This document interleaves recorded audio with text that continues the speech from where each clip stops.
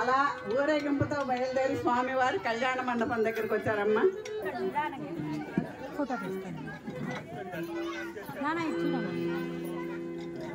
వాళ్ళకి ఇష్టం అంటే నువ్వు ఆ పక్కన పెట్టి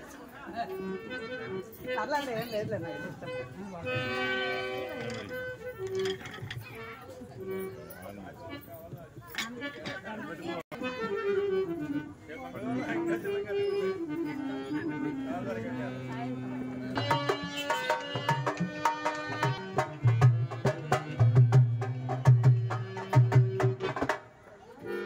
ఇప్పుడు శుభలేఖ చదువుతాం.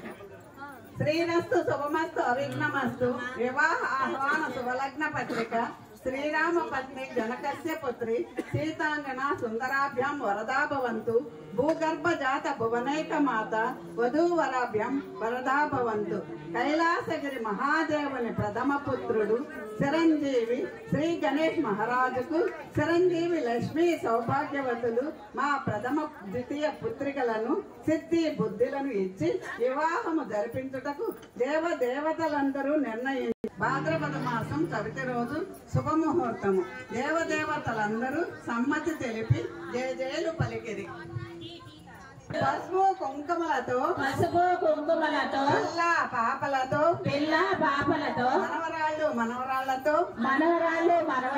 ముది మనవలు మనవరాళ్లతో పాడి పంటలతో వచ్చేపోయే అతిథులతో ఆడపిల్లలు కోడళ్ల సందళ్లతో నిత్య పెద్దల దీవెనలు అందుకొనుచు దేవుని దీవెనలు అందుకొనుచు సంతోషముగా ఉండాలని పుట్టింటి వారిమైన మేము మీకు పెట్టు పసుపు కుంకుమ అందుకొని మేము పెట్టు విందు భోజనం ఆరగించి నిత్య సంతోషంతో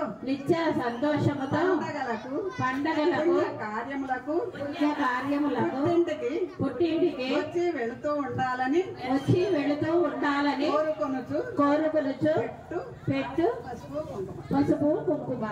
ఆడపిల్ల ఎప్పుడు వచ్చి వెళ్తేనే గౌరవం అమ్మ. పుట్టింటి కాడ ఉండకూడదు, వస్తూ వెళ్తూ